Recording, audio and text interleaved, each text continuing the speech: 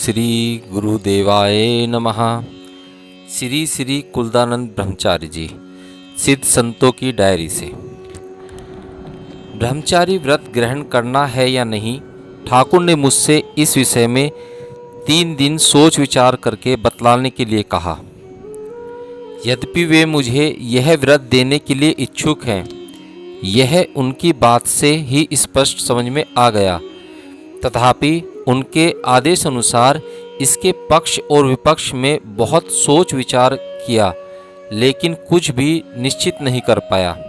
एकांत में योग जीवन और श्रीधर को अलग अलग ले जाकर उनसे इस विषय में पूछा। श्रीधर तो सुनकर आनंद से उछल पड़े, कहने लगे, भाई, तुम्हारी दीक्षा के दिन इसी उद्देश्य से मैंने अंतःकरण से प्रार्थना की थी। आज भी मुझे उसका स्मरण है। तुम वीर्य धारण करो, अविवाहित अवस्था में रहकर साधन भजन में ही जीवन बिताओ, यही आकांक्षा है। व्रत का पालन नहीं कर पाने से वे क्या तुम्हारी इच्छा से ही यह व्रत देंगे? गोसाई जी यदि तुम्हें यह दुर्लभ व्रत दे तो बिना संयम के इसी क्षण ग्रहण करो। योग जीवन ने कहा, तुम तो बड़े सौभाग्यवान लगते हो। किसी की इच्छा करने से ही क्या यह व्रत मिल सकता है? गोसाई जी तुम्हारे ऊपर बहुत प्रसन्न हैं। वे तुम पर विशेष रूप से कृपा करके संसार की नाना प्रकार की ज्वाला यंत्रणा से सहज में रक्षा हो जाएगी। व्रत की रक्षा कर पाओगे या नहीं, वैसा क्यों सोचते हो? महापुरुष कभी अपात्र को यह व्रत देते नहीं, पात्र को पहचान कर कृपा करते हैं। वे यदि दया करके तुमको ब्रह्मचर्य देते हैं तो अभी जाकर ग्रहण करो। माता ठकुरानी को इस विषय में बतलाने पर वे अचानक चौंक उठी। उन्होंने मुझे डांटते हुए कहा, ये क्या, ब्रह्मचर्य कैसे लोगे? ऐसी बुद्धि क्यों हुई? शरीर जितने दिन अस्वस्थ रहेगा विवाह मत करना, ऐसे ही ब्रह्मचर्य पालन करके रहना।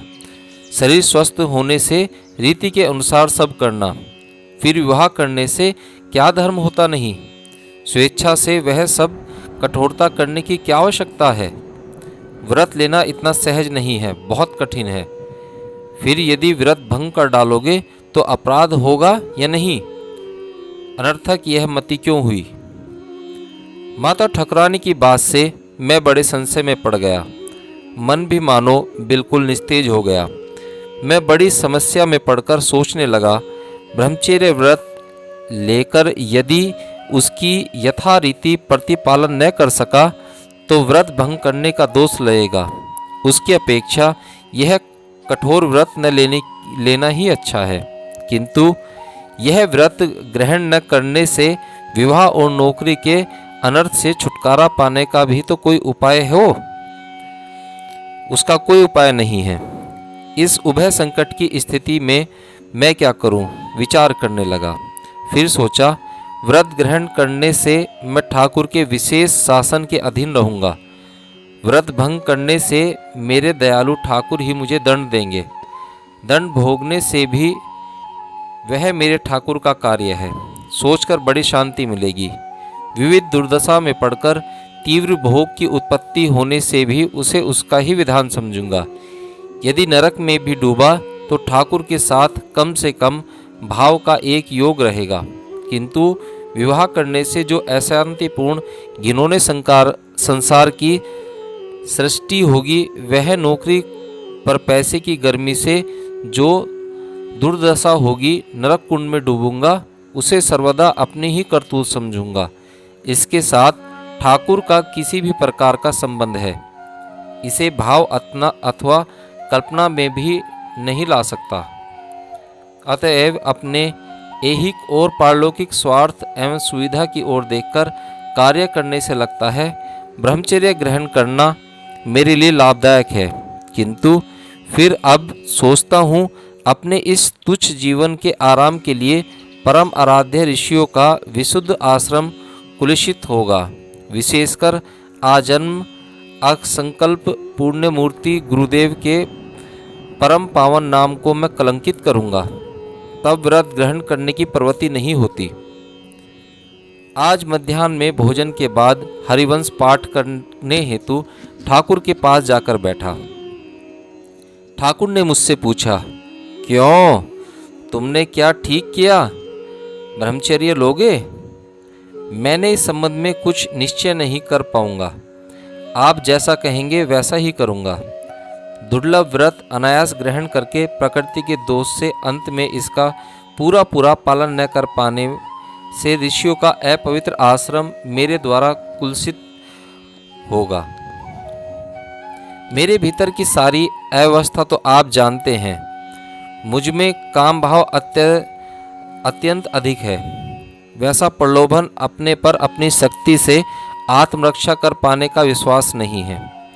इस प्रकार की अवस्था में पवित्र ब्रह्मचर्य मांगने का साहस कैसे करूं? व्रत ग्रहण करने की मेरी बहुत इच्छा है, पर इसका पालन करने का सामर्थ्य मुझ में नहीं है। तब ठाकुर कुछ क्षण मेरी ओर स्नेहपूर्वक टकटकी देखते रहे। फिर प्रसन्न होकर मुस्कुराते हुए उन्होंने कहा, अच्छा, वही होगा। कोई अच्छी तिथि देखकर यह व्रत धारण करना।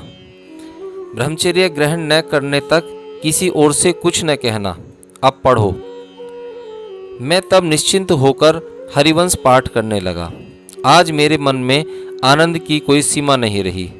सोचा, आज ठाकुर ने मेरा सारा भार अपने ऊपर लेकर मुझे पूर्णतः सुरक्षित कर दिया। आज मेरा उद्धार हो गया। यह व्रत लेने की बात मैं और किसी से नहीं कहूँगा, निश्चित किया। लेकिन माता ठाकुरानी पूछी तो क्या कहूँगा? चिंता हो गई। वे मेरे इस व्रत लेने के विरोध में है। कुति का विवाह मुझसे कराने की आकांक्षा उनकी बहुत समय से है। किसी किसी के सामने यह इच्छा व्यक्त भी की है। संकेत द्वारा मुझे भी इस बात से अवगत नहीं कराया, ऐसा नहीं है। क्या पता, लगता है इसी कारण माताजी मेरे ब्रह्मचर्य ग्रहण के पक्ष में नहीं है। जिस दिन इच्छा होगी ठाकुर मुझे ब्रह्मचर्य देंगे। मैं दिन मुहूर्त कुछ नहीं जानता। जय गुरुदेव, तुम्हारी इच्छा ही पूर्ण हो। संध्या के समय ठाकुर के साथ हम लोग दर्शन के लिए बाहर निकले। ठाकुर अनायन दिनों की अपेक्षा आज तेज गति से चलने लगे। माता ठाकुरानी, कुति, श्रीधर आदि बहुत पीछे रह गए। मैं ठाकुर का कमंडलू हाथ में लेकर साथ साथ दौड़ा। ठाकुर सीधे कालीदाह की ओर चलने लगे। सुना है आज कालीदाह में बहुत बड़ा मेला है। हजारों की संख्या में लोग वहां उपस्थित हैं। रास्ते में भी लोगों की भीड़ कम नहीं है। मेला स्थल के निकट से होकर चलते चलते ठाकुर एकाएक रुक गए और एक व्यक्ति की ओर टकटकी लगाए देखने लगे। यह देखकर मैं विशेष रूप से उस व्यक्ति की ओर लक्ष्य रखने लगा। उसकी वेशभूषा कुछ नहीं थी। कोफीन के ऊपर केवल एक पुराना मलिन बाह्य वस्त्र लपेटे हुए, श्याम वर्ण के, आकृति दीर्घ एवं बहुत ही दुर्बल। शरीर में धूल अथवा ब्रज की रज लगी है। उसमें मानो और भी कुरूप दिख रहा है। शरीर में माला या तिलक का नामो निशान नहीं। माथे पर लंबे लंबे लाल भूरे रंग की जटा है। देखने में ठीक जैसे रास्ते में मजदूर के समान है, लेकिन आँखों की असाधारण ज्योति देखकर मैं चकित हो गया। ऐसा लगा जैसे उनके पलक झपकाने के साथ साथ उज्जवल नक्षत्र चमक रहे हैं। ठाकुर को देखते ही वे लगभग 100 गज दूर रहकर विकल भाव से नृत्य करते हुए अग्रसर होने लगे एवं समान गति से ठाकुर के पास से होकर चले गए। एक बार भी हरे कृष्ण नहीं कहे। ठाकुर भी पीछे देखे बिना ही कालीदाह की ओर चलने लगे। आश्चर्य यह है कि मैंने तुरंत पीछे की ओर देखा, वह व्यक्ति दिखाई नहीं दिया। मेला देखकर हम लोग संध्या के बाद कुंज में आ गए। रात्रि में ठाकुर के पास बैठा हूँ। ठाकुर ने कहा, मेले में आज एक महापुरुष का दर्शन हुआ। ऐसे महात्मा लोकालय में प्राय आते नहीं, पहाड़ों पर ही रहते हैं। मैंने कहा, मैं तो आपके साथ साथ ही था। महापुरुष को आपने कहाँ देखा? मुझे क्यों नहीं दिखलाया? ठाकुर, अविश्वास से भरा संसार है। इतने बड़े महात्मा पर कैसे विश्वास कर पाओगे? हिमालय के ऊपर ही रहते हैं। ऐसे महापुरुष लोग अधिकतर नीचे नहीं आते। जब आते हैं तब इसी प्रकार छद्म वेश में तीर्थ आदि घूमकर चले जाते हैं। पहले भी एक बार इन्हीं महात्मा के साथ मेरी भेंट हुई थी। इस बार केवल क्षण भर प्रकाश फैलाकर देखते देखते अंतर्धान हो गए। बड़ा आश्चर्य है, वास्तव में महापुरुष हैं।